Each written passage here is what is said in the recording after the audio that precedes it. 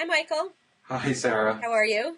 Very good. How are you? Good, thanks. I'm Sarah Posner. I'm Associate Editor of Religion Dispatches, and I'm here today with... Michael Brendan Dougherty. I am a contributing editor at the American Conservative, and I'm happy to be here with you today.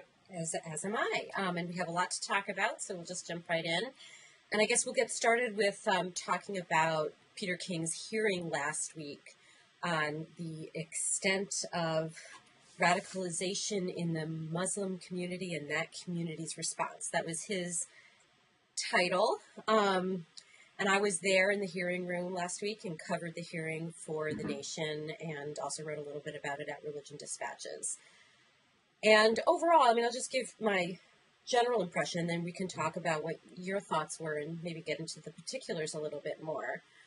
But the real takeaway for me, I think a lot of people focused on the fact that King did not have any actual experts in either Homeland Security or national security to verify his claim that American Muslims are subject to radicalization in their mosques and community centers, or his claim that they don't cooperate with law enforcement and therefore can't be relied upon to turn in radical members of their community to the authorities. And I think that he offered no evidence of that.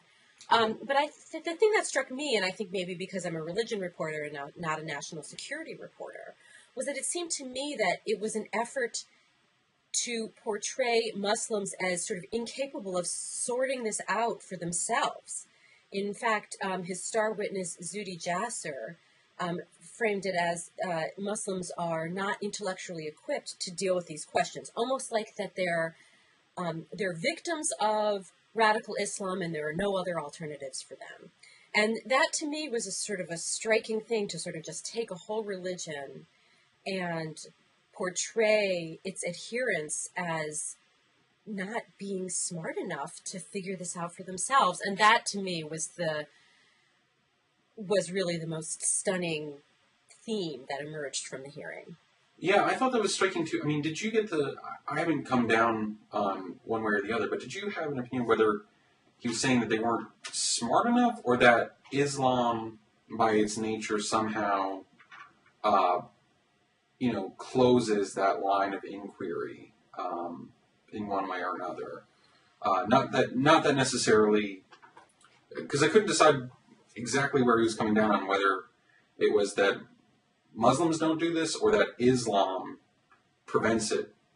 would prevent Muslims from doing it if Islam is taken seriously or followed. Well, it's interesting because Jasser kind of went back and forth with that. I think Jasser's testimony and his public speaking engagements in other fora, he sort of elides that particular question.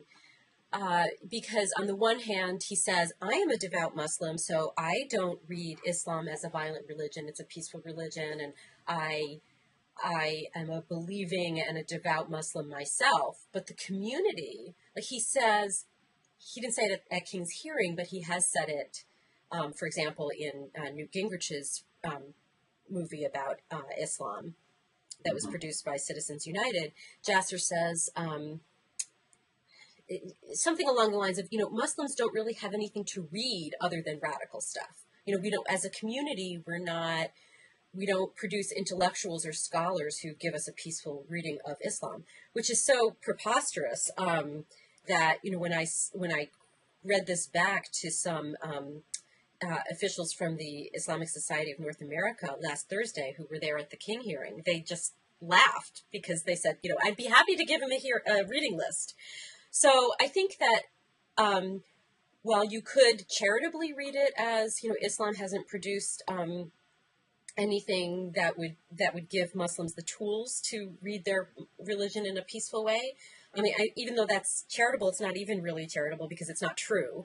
And I think that you could really take away from Jasser's comments and from the implication of his other witnesses that Muslims don't, they're, for some reason, some unexplained reason, unable to sort all of this stuff out for themselves, to distinguish what the radical stuff that they supposedly hear in their mosques, which, King posits without any evidence, from what Islam truly says. Right. It's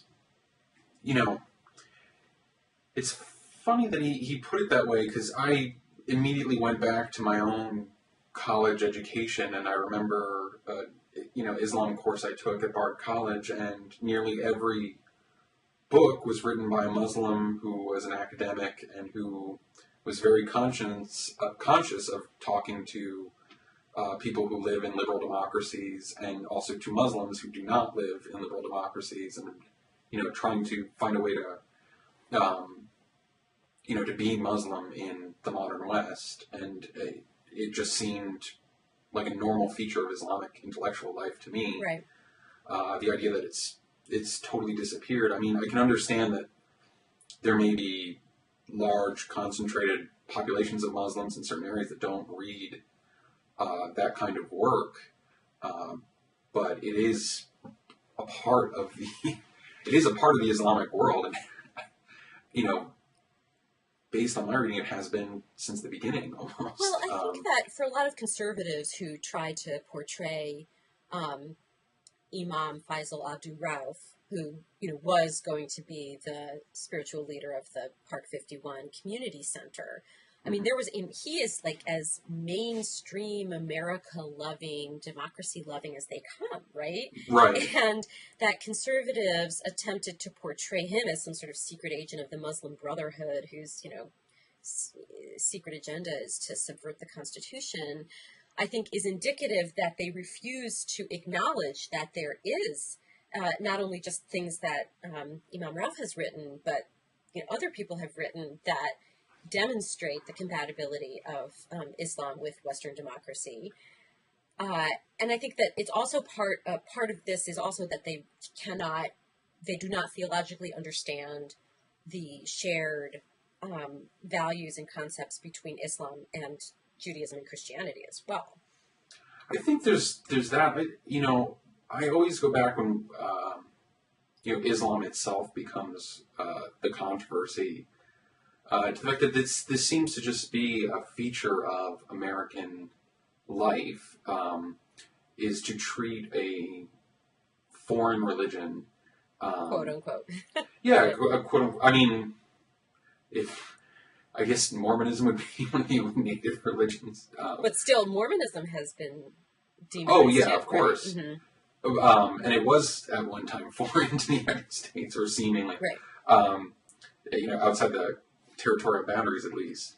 But there's this tendency to treat, what you might call foreign ideas as a sort of monolithic ideology, and then even to treat, moderate spokesmen as dangerous because they, open the door to radicals. So you might have, you'd call someone a pinko instead of an outright communist, and the Red Scare would go after pinkos as well as communists. And so I think it's just a matter of, once you decide that some foreign idea is a dangerous anti-American ideology, and it could be Catholicism, Mormonism, communism, or Islam, there's a pretty dramatic pushback and a vetting that happens. What I was struck by was just how confusing the hearings were to me. I was watching on television, and it just seemed like a lot of debates about terminology. Are we talking about Islam or Islamism? And it was like a race to give a vocabulary to the public. It's interesting. To talk about these issues. And because of that, I found it a little tedious to watch a lot of it, except for, Keith Ellison's testimony was very moving. Right. However, I generally don't like that kind of testimony in Congress, because it becomes, the story becomes, a narrative of human drama. It seems like we become a nation of feelings rather than of laws. And I don't like that, even when I'm sympathetic to the feelings, as I was listening to Keith Ellison speak. So I I found it very odd. And I generally assume good faith on everyone there. It's just, it seemed like such a large amount of crosstalk. And I imagine that's how this debate about Islam or radicalization of Muslims might go on for a long time. Well, I think that there were a few things going on there that might, I hadn't heard nobody had told me that they had viewed it with confusion like you did, but it's sort of making me rethink what happened that day as I was sitting there. And I think there are a couple reasons for what you describe as crosstalk. One is that the Democrats, the minority members of the committee, were not on board with this hearing. So their purpose was to just undermine the entire purpose of the hearing, to question it at every turn, to question why we're not investigating white militias, or, because if there's radicalization in the country that could produce terrorism or has produced terrorism, we should be investigating all of it and not just singling out Muslims. So there was that piece of it. Then there was a piece of it to say to King, as you're saying, what are you talking about anyway? What are we talking about when we're talking about radical Islam? Define your terms. And then I think there were a lot of people who didn't know what they were talking about. The people, some of the members of Congress who were doing the questioning. And so I think that is what produced what you saw as confusing or even tedious and boring. And I have to say, being in the room, I think a lot of people were eventually finding it tedious and boring because it wasn't. There were no moments for King's part. There was no moment where King could walk out of there and say, "Here was the moment where I finally established what I was trying to establish with this hearing." There was no moment where there was some report or evidence or empirical data that was produced that proved his point. In fact, there was data that disproved his point when Lee Baca, the sheriff of Los Angeles County, testified and talked about how much Muslims in his community do cooperate with law enforcement. So I think that is probably part of what caused the confusion, is that if King was going to hold this hearing, you were expecting that he might know that his hearing was going to produce something that proved his point, and it didn't at all. Right. And it also caused a lot of weird scrutiny of King himself and his past as a very open and forthright supporter of the Irish Republican Party. Which I thought was interesting. People were pointing out the ironies or trying to fine-grain the differences between the IRA and Islamic radicalism. One thing that I thought was interesting that no one seemed to point out was that the IRA was a socialist revolutionary organization. That's a really interesting point. And that, there were, far more, there were other Catholic traditional type nationalists involved in, during the 70s and 80s. But it's just interesting that Peter King, being in the Republican Party, which is gone gaga for the word social, about the word socialism. It was just one thing that I didn't see anyone bring up. I don't think it's apropos of anything. I'll just leave it out there. But, my thought, though, to kind of sum up my thought on the King hearings was just that this is sort of the awkward, long process of, bringing Islam into more of the mainstream of American life, if we can say that it's going there. I think this always happens. The definition of what acceptable religion in America is, has been expanding for 2 centuries. And each expansion is awkward and strange and,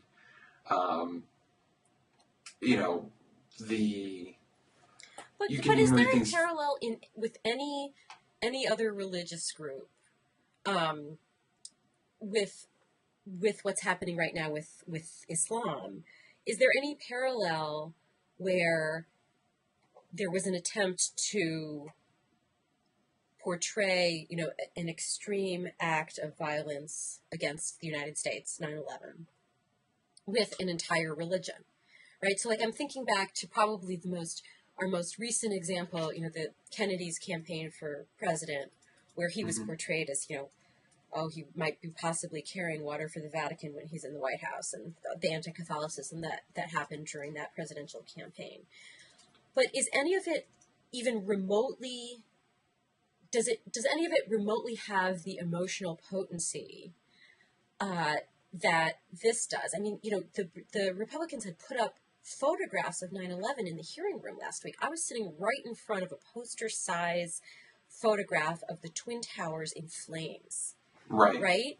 And so, I mean, I'm just wondering, is this kind of a more extreme example because the king and other people who are claiming that the majority of mosques in America are radical and could potentially produce terrorists in the United States, that they have more emotional fodder to exploit with this? I think there is. I mean, I don't think there's ever been an analogy in American history, as you said, blaming one religion on an act of violence against the United States. But there have been, one thing that comes to mind is in 1834, in Charleston, Massachusetts, there was a mob of Protestants who burned down an Ursuline convent, Catholic nuns.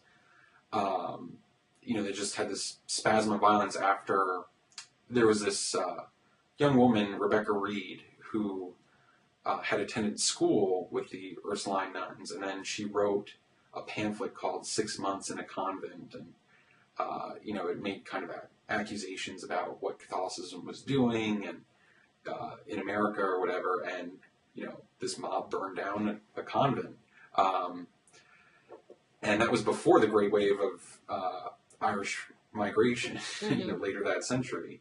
So, in some ways it's worse now the way Islam is being vetted because there's just so much more media and it's being done nationally. But I can't think of an instance now where Americans have reacted violently against Muslims in kind of a mob way.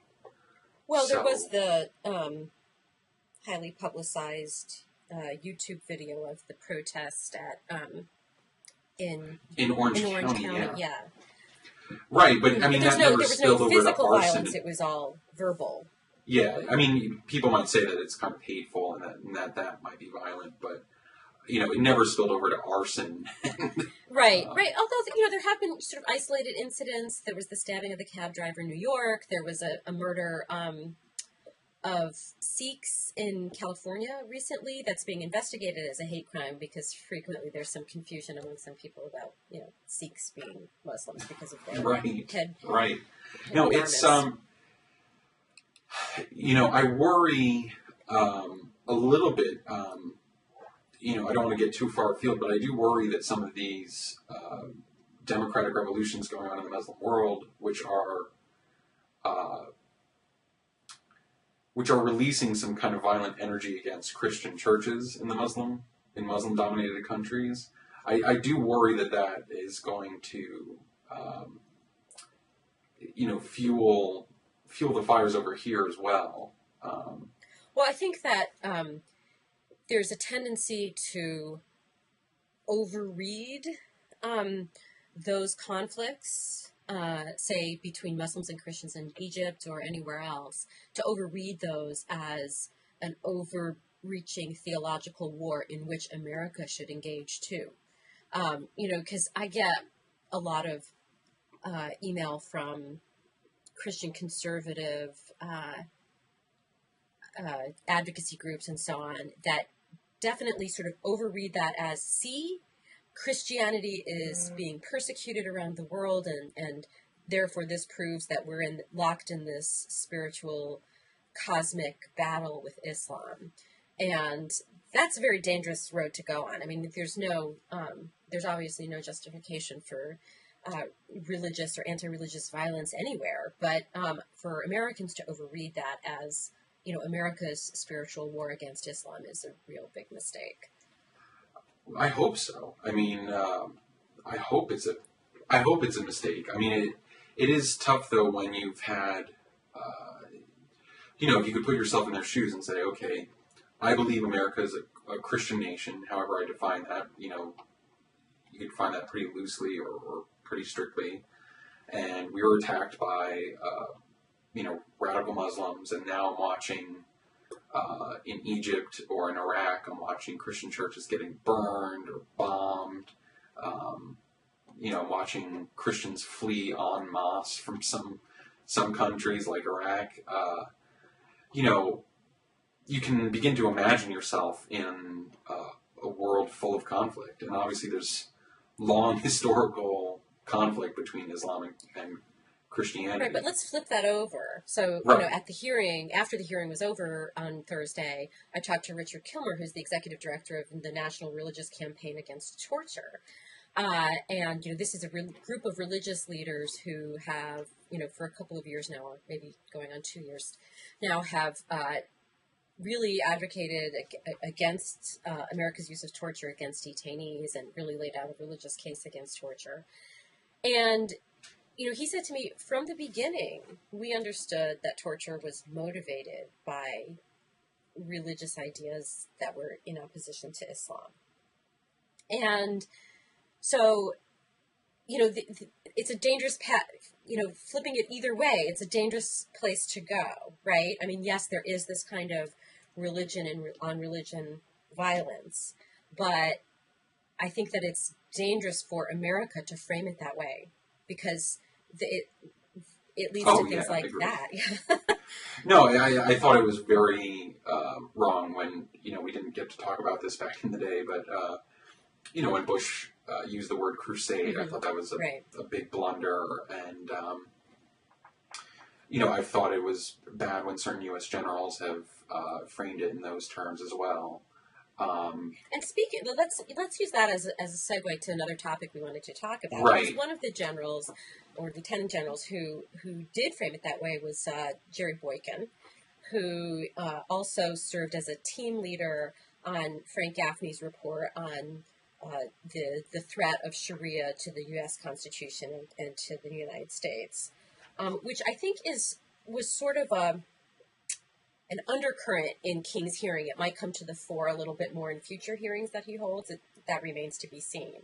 But at the very end of the hearing, Jeff Duncan, who's a South Carolina Republican, asked one of the witnesses, gave a little speech and asked one of the witnesses a question about Sharia law. And he talked about this whole, idea, this conspiracy theory that Sharia law is a threat to the Constitution and a threat to American democracy. And he cited Frank Gaffney's report. This was the report that came out of the Center for Security Policy back in the fall of 2010. And I think that this has become a really potent tool for anti-Islam, anti-Muslim sentiment here, where they say, well, look, even beyond the threat of terrorism and actual violence to the homeland, we have this other threat that's nonviolent and is kind of more secretive and clandestine, and we really have to address that too. And I think that I was a little surprised that it came out at the very end of the hearing as it did in that way, but the fact that it came out at all shows that this does have some potency with the Republicans on the committee and in Congress. Yeah, there is, it goes back to this idea of ideologizing Islam, or the question whether Islam is an ideology, and of course that would have, this is the way Sharia is portrayed is, this is Islam's march through the institutions, right?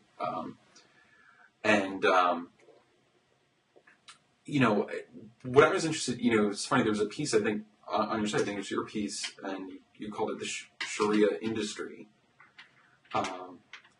And I thought that was powerful because I run into educational groups on the right, or, just websites that, want to educate Christians or conservatives on the threat of Sharia law, even in the United States. And it's, it's obviously hysterical in the sense that, Muslims are still a vanishing minority Right. within America. I think Pew just projected that by 2030 there'll be 1.7% of the U.S. population. Right. Yeah. I mean, and also they're not a particularly politically potent one. They wouldn't be a potent 1.7% either. So I don't know I'm still struggling myself to figure out what it is that's attractive about this fear. I don't know. So as a conservative, you don't really see. You see it happening. This attempt to portray this in this scary way, but you don't. I don't even know if I think it's a top-down thing. I think there's a market for some of these books. Oh, definitely. I think it's tapping into a market that was there, but it's also, maybe creating a little bit of a market at the same time. No, that's exactly right. And, I even saw, a little bit of this stuff before 9/11 even. I remember being in college and finding some of this stuff on the web, and, there's still groups that felt like the Crusades really weren't over. Mm-hmm. And I just, I'm trying to figure out almost psychologically what appeals to people about this fear. The fact is on the one hand, there's some little bit of substance to it in the fact that there are Islamic states in the world. And so I think, fear of political Islam is a little more justified than fear of Reconstructionist Christians, taking over the government and reinstituting stoning. There is no stoning in historical Christian countries now. But there is stoning in a few Islamic countries. Right, now. But when you talk to experts on Islam, they say those are pre-Islamic practices. Those are not practices that are sanctioned by Islam. And so their argument is that those countries aren't actually implementing what the Frank Gaffneys of the world are calling Sharia law. Sharia law is more like sort of an aspirational, path, as opposed to, it's not, honor killing and female genital mutilation and beheading for apostasy and things like that. Those are not things that are laid out in any Islamic text. These are practices that have been adopted in certain places by people claiming that they're implementing Sharia law, but it's not actual Islamic practices. And the fact that there are some actors have written, for example, one of the documents that the Sharia conspiracy industry points to is a document that was produced and introduced into evidence in the Holy Land Foundation terror financing trial. And it was one memorandum written by one member of the Muslim Brotherhood. And it was sort of this aspirational document that did not reflect, and I talked to, experts on Islamic law, I talked to experts on the Muslim Brotherhood, and this is not something that either lays out what Sharia law is, nor is it indicative of what the actual goals of the Muslim Brotherhood are. Yet, this document has been used ad nauseum as evidence of this supposed plot of the Muslim Brotherhood to use all the Islamic groups in North America, including, ISNA and CARE and the Muslim Students Association and over 200 groups to secretly implement Sharia law in the United States. Right. I absolutely agree that this kind of conspiracy theory is really short on facts. Right. But you're talking about why this might hold some appeal for some people. Well, yeah, why it might hold some appeal, and also I'm also just generally suspicious of, outsiders in Washington or New York, trying to tell, trying to say, well, this is true Islam and this isn't true Islam. When we're talking about the Taliban, historically Muslim countries. It's very hard for me to do that. I mean, I agree. Obviously, female genital mutilation, is obviously something you can trace back to, certain practices in Africa and elsewhere, and but stoning is a little bit more universal. Well, stoning. Monotheisms. If there are Muslims who advocate stoning, they got the idea from other religions. Right. I mean, it's in the Bible.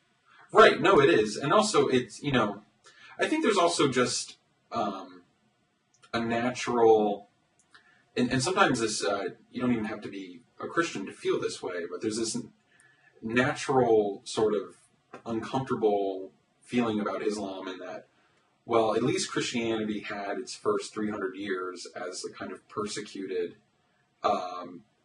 religion with almost no political ambition, whereas Islam's history right out of the gate is amazing, fantastic, almost never duplicated military success, and but that was, to the extent that Islam was involved in politics. You can make the same argument about Christianity, that Jesus was a political protester. I just don't think you can separate that. Right, although but that's a very modern. That's I know Bruce Chilton, my former professor, is kind of leans in that direction too, and there was a lot of hope for that. But the first if you take the first 300 years of both religions, they're very different, or at least the popular imaginations, they're very different. Christianity was still a phenomenon of the urban poor in the Roman Empire for a good long time,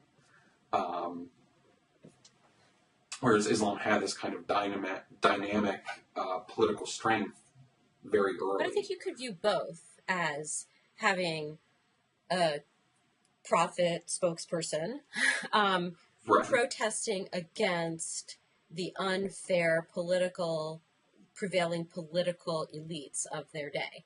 In Muhammad's case, it was the Arab world, and in Jesus' case, it was Rome. Right. So, I think it's sort of unfair to sort of try to draw some parallel or lack of parallel about the politicization of each religion. I think that it's impossible to separate them from the political dynamics of their day. Right, you could. I guess I'm speaking more to I'm still trying to find the popular reasons for this discomfort with Islam. There's millions of. So I think we don't have to go back that far. If you recall, one of the things that got John McCain in trouble during the 2008 campaign was his association with Rod Parsley, a popular televangelist, right, who has said Islam is a false religion that must be destroyed. Or go to Jerry Boykin's comments about Islam, that America is engaged in a spiritual warfare with a religion that's satanic. Right. So I think that when you have people like that who have big audiences and speak to these audiences with much acclaim, that it's not a huge stretch. Once you've planted that idea that Islam is satanic, and that it's Christianity's duty to destroy it, there's a lot of bad stuff that can flow from that. Yeah, and it's funny because there's those two phrases you said: Islam is satanic, or and then it's America's duty to destroy it, or it's our duty to destroy it. I almost want to separate those out, because on the one hand, there's kind of the banal observation that, well, if I believe my religion is true, then therefore I believe other religions that make exclusive truth claims that conflict with mine are false. And if I believe religion is a matter of eternal life and death, then we're talking about serious business here. We're not just talking about, some people do a potluck dinner on Wednesdays and some people do, book club on Thursdays. So that's a broader religious issue as well. Is just, two of the most dominant religions in the world, Christianity and Islam, are dynamic evangelical convert-seeking faiths that traditionally make pretty exclusive claims on the lives of believers, on their minds and actions. Yeah, but I feel like, someone like Parsley, who is an evangelist, Mm-hmm. The idea that, I'm sort of losing my train of thought. I mean, the idea that I'm allowed to evangelize and bring my religion to the entire world, but no one else is. I mean, it's this exclusiveness and this triumphalist view of one's own religion, Right. that a lot of American evangelists have. Right. And so, do they phrase it in the term of rights? They don't have the right. I don't have this. I don't think they. I'm not saying they don't have the right to speak their mind or practice their religion or evangelize their religion, but to say that, I just don't think that that's what Christianity really says. I mean, well, yes, Jesus did say, go out to all the nations, right? But he also said, love thy neighbor. Right. So right. Well, and then they would say that, I'm loving my neighbor by, telling him he's in a false religion that'll take him to hell. Okay, well, we're going to get to hell in a little bit. I mean, we're not going to get to hell. We're going to get to talking about hell in a little bit. Yeah, we'll say that. But, they would say that, it's the loving thing to do is to make Muslims non-Muslims. Yeah, but maybe you want to ask the Muslims whether they think that's the loving thing. Right. Well, that's the beginning of the debate, and the Muslims would say the righteous thing is to make Christians into ex-Christians and current Muslims, and you could phrase that in a liberal kind of modern way, and you could say like, well, the truest parts of my Islam were fulfilled in Christianity, or the truest parts of Christianity were fulfilled when I finally embraced Islam. Or you could phrase it in combat. I mean, if you want to. One of the dangerous things that, obviously you and I mentioned before, when it comes to Parsley and others, is that, these evangelists seem to want a particular kind of foreign policy from America. And a particular kind of government. Yeah, well, yeah, Christian government. That too. But that sort of, Jesus said, make disciples of all nations, but he didn't say, capture a nation and use the apparatus of the state to destroy the apparatus of other states. Right. Thank you for clarifying that. Oh, no. I don't think it needed clarifying, but... No, it might need clarifying. But, you're going to have...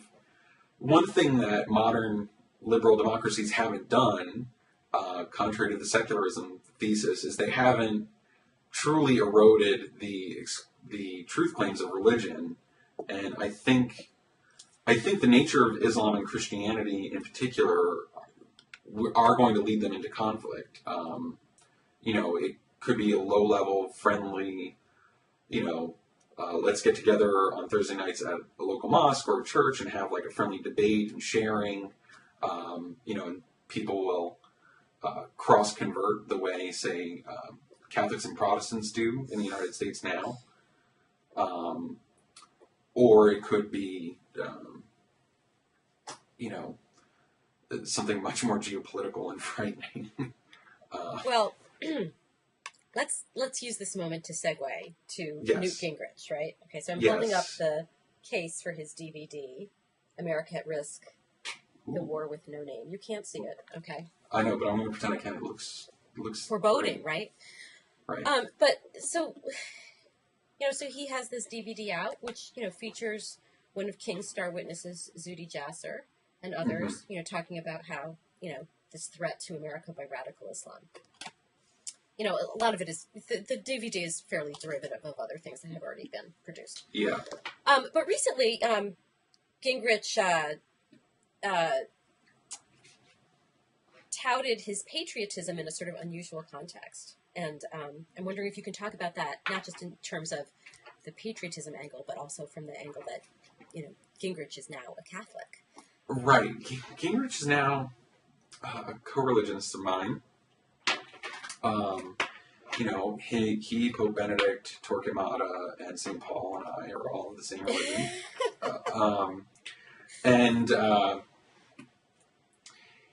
He was asked on the Christian Broadcasting Network about his life, and you know, very publicly, Newt Gingrich is on his third marriage. He divorced his first wife on her deathbed. He gave her divorce papers so that he could marry someone he knew from his professional life as a politician. And then he did the same thing again.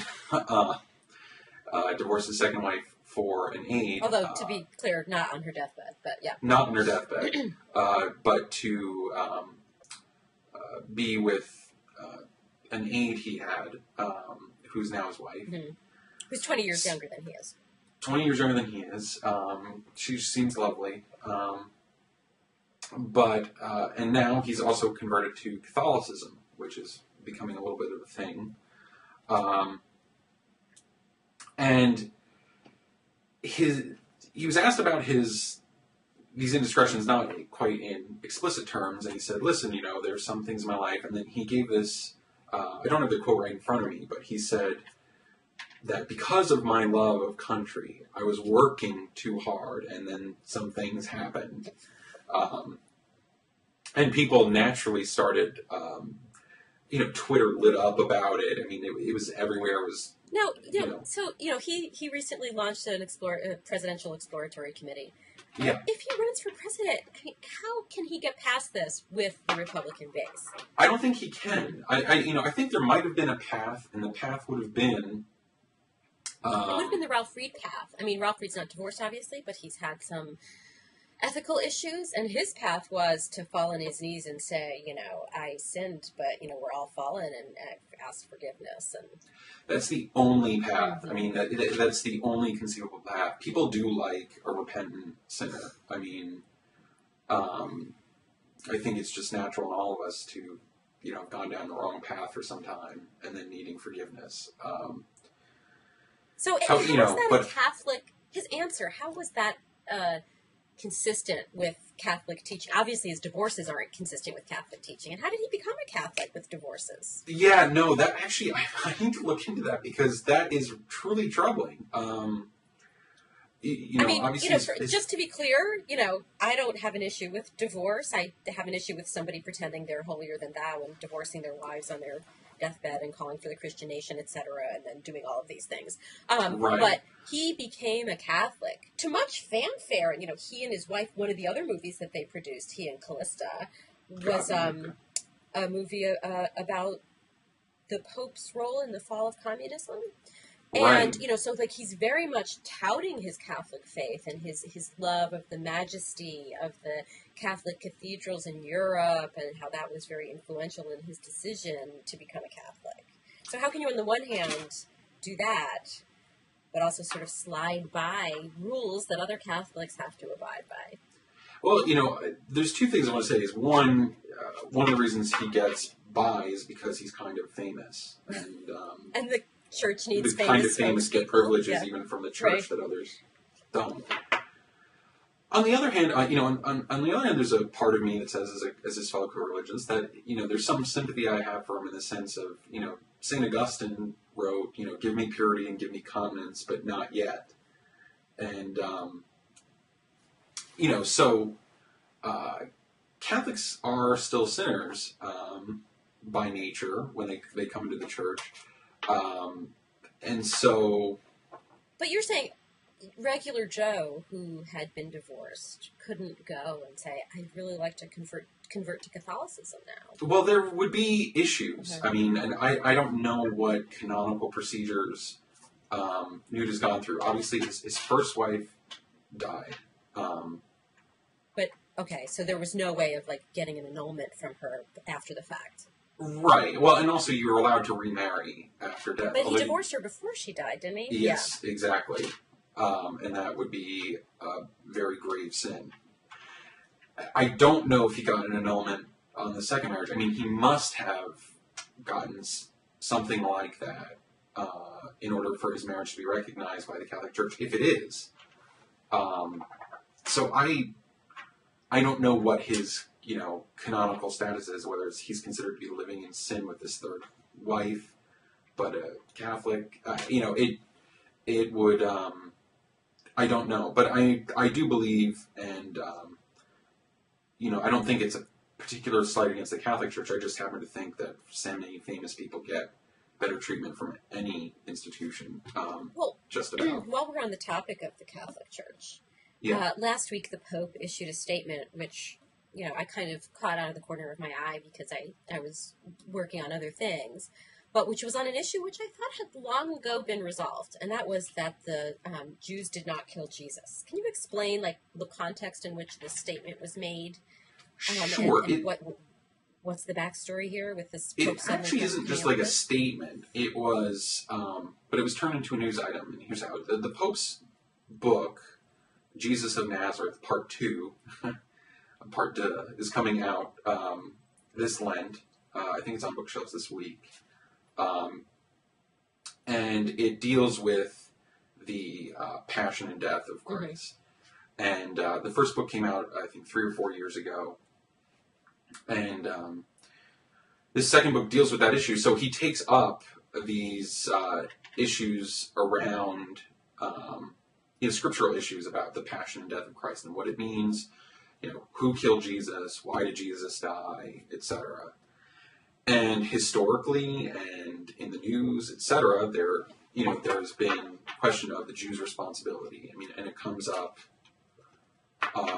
It comes up almost whenever people in public talk about the death of Jesus. It still might come up in those contexts. From a scholarly context, hasn't that issue long been?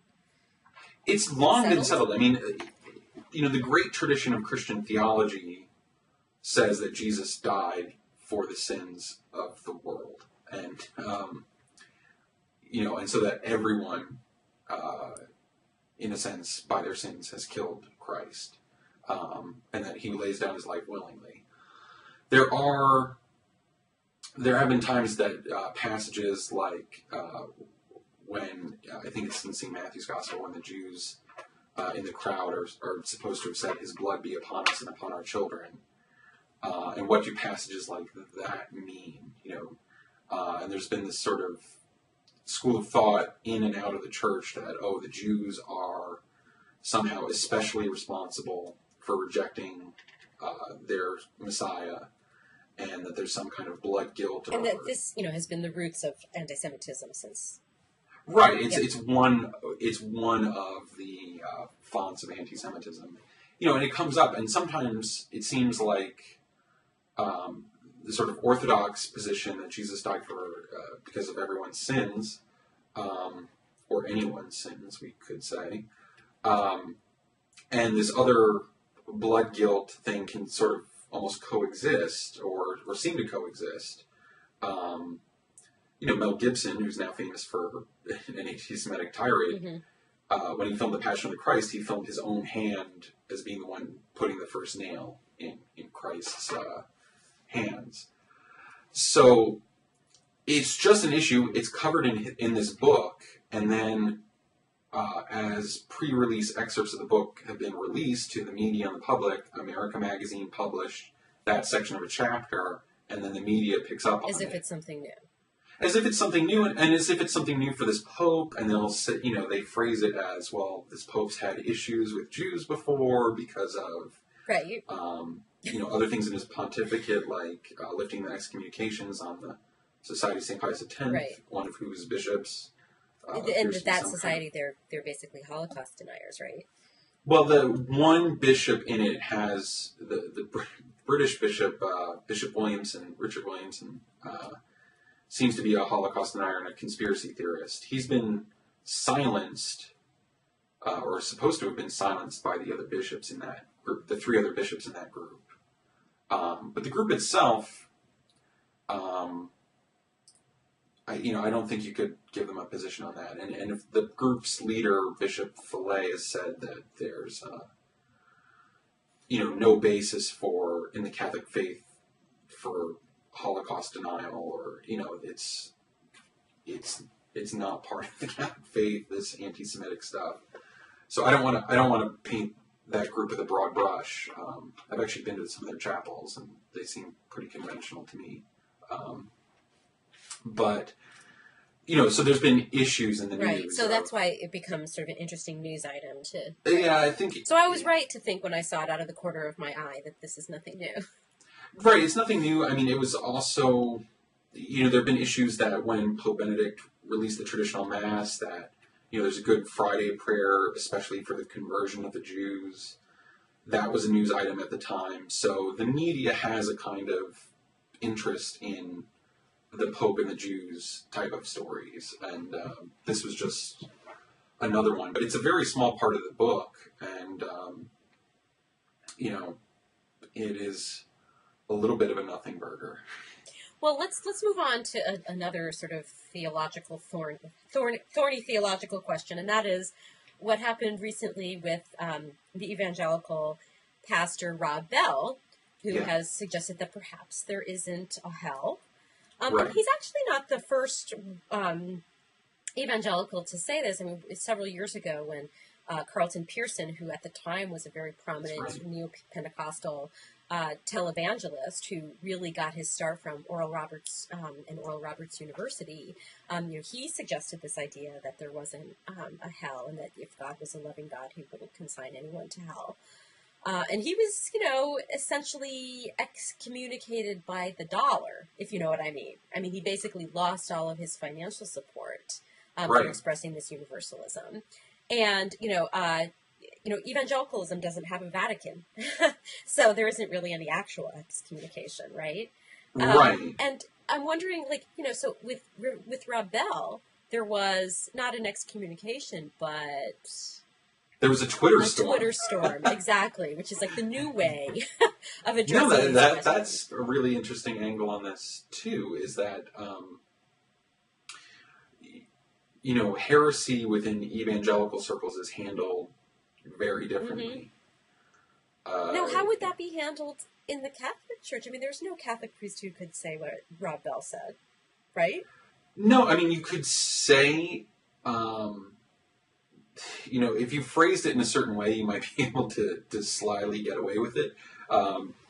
But no, eventually your books would be banned from being taught as Catholic theology in Catholic universities and seminaries.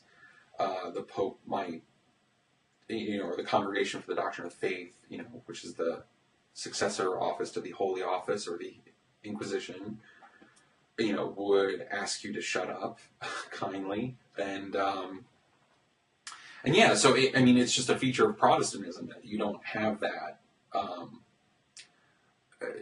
There's no desire for an official, well, especially hierarchy. Non-denominational evangelicalism. And it's magnified by the fact that we have these non-denominational movements. And so, and because of the history of Protestantism, there is a kind of feeling of standing up to church authority and can be heroic. Right. In a way that's... So this is Rob Bell's nailing the theses on the wall. Exactly. On the door, sorry. And so, there was a controversy about 15 years ago, I think, or less than 15 years ago, about openness theology. And Clark Pinnock and other evangelical theologians were saying, essentially, that God had no foreknowledge, that God did not know the future, and that his plans change according to our prayers or whatever. And it ended up being hashed out. The reaction wasn't quite as fierce as the reaction against Rob Bell. But it ended up being voted on in the Evangelical Theological Society, which, utterly condemned it. But this was just condemned immediately on Twitter. And I saw Pastor Douglas Wilson, who's a pretty well-known Reformed theologian in Moscow, Idaho. He put up a video, like a vlog, in which he criticized Rob Bell not just for heresy, but for being a Zeitgeist sniffer. Which I thought was That's a one of great the best. term. Yeah, it was one of the best phrases I've ever heard. And it's actually a little bit true for Rob Bell, too. He does, look to write about sex or other things in a way that, is definitely provocative and definitely seemingly calculated for media attention. But I think that this is a struggle, I think, within evangelicalism as it has embraced the, sort of the hip, wear your jeans Absolutely. and your Hawaiian shirt mega church model. Because on the one hand, it's fun and hip and there's great music and dancing and, we're not, dancing fearing fundamentalists anymore. And, it's all very sort of touchy-feely. But there's only so far that will go, that there's still this discomfort with challenging certain theological ideas, certain fundamental theological ideas like the existence of hell. Right, and it's interesting because there seems to be Did he say there was no sin? He didn't say there was no sin. No. Yeah. What's interesting, he says, the book's called Love Wins All, or... Love Wins, I think. Yeah. Love Wins, and, he does admit sin, but, focuses on the more universalist sounding passages, that Christ died for the sins of the world, not just for the sins of Christians or something like that, that seem to be in there, and, just kind of puts away the other stuff. What's interesting to me about this, as a Catholic and a Christian, I guess I could say, is that, Jesus is the figure in the Bible that talks about hell the most, by far. I mean, no one's even remotely close. Mm-hmm. I mean, St. Paul never even uses the word. He uses words about the wrath of God, etc. But Jesus is the one talking about flames that never go out, etc. So, I mean, Rob Bell's really kind of balling out with this one. And, there seems to be... One thing that I think is interesting, I mentioned Pastor Douglas Wilson. There does seem to be a kind of generational whiplash within evangelicalism because, these hip churches, they're often thinking, okay, the church I grew up in, why does that repel so many people? Why does my church or my style of Christianity that I grew up with, why doesn't it attract people? And then they begin to try to change it, maybe first in the style. So it's like we'll have coffee shops or whatever within the church. And then maybe later in the theology. But then there's also a whiplash back. Pastor Wilson himself came up in sort of the Jesus movement of the 70s, which was, theologically... Right. I know lots of people who came in that and are kind of more in that Wilson camp, It's like... Yeah, and now he's like the leading exponent of, like, Calvin exactly, style or Calvinists Reformation. Now. Right. But then, so, and it's just kind of interesting the way that happens. I mean, obviously both Wilson and Bell would say, I'm following the Holy Spirit here. Well, I think that Bell has critics, and I'm not at all being critical of Bell. I mean, if he wants to be universalist, I have no dog in that fight. Right. But he has his same generation critics. I think he's probably the same generation as Mark Driscoll, the Seattle pastor, who's, really been critical of Bell, not just over this, I think just in general. Yeah, I think it's generationally, when I remember this, it's generationally on the individual level. I see, almost. That they're, Yeah, not that these, happen in spurts, but I think it's individuals. So if you, as an evangelical, if you grow up dissatisfied in a kind of conservative church, you might find a way to be in a more liberal church yourself. Right. And then you call it a movement or that you're reverse. Leading. And then you do it the other way. Yeah. And, it's interesting because it complicates the story a little bit of, for 10 years or more now, there's been this kind of dominant theme of the new Orthodox or the new traditionalists, and that all mainline Christianity is dying and all kinds of liberal Christianity is fading out. It seems like conservative Christianity will still be a wellspring for liberal Christianity, will still be a source of converts to liberal Christianity for a long time to come. Or for, I don't even know if you want to call Rob Bell liberal. I wouldn't call him. It's hard to categorize a term like the universalist position as liberal or conservative. I mean, some people would say it's, I guess it goes back to Origen in the 3rd century, 4th century. So it's as old as Orthodoxy, but... well, I think we might have to continue this discussion on another time. Right. Because we've kind of, I think, gone probably past the amount of time. But But that's okay. But I'm sure we're going to talk about the existence of hell again. How could we not talk about hell again? No, right? it seems, It seems inevitable that we will discuss it again. Yeah, I think so too. I mean, my feeling is I look around the world and I think if God is just, there must be a hell somewhere. Interesting. But hopefully we won't all go there. And on that note, that's perfectly note. Well, it was, this was a really interesting, wide-ranging conversation, and I'm really glad we had a chance to do it, and hope we can do it again. Absolutely. Thank you so much, Okay, Sarah. thanks. Okay, bye-bye. Bye.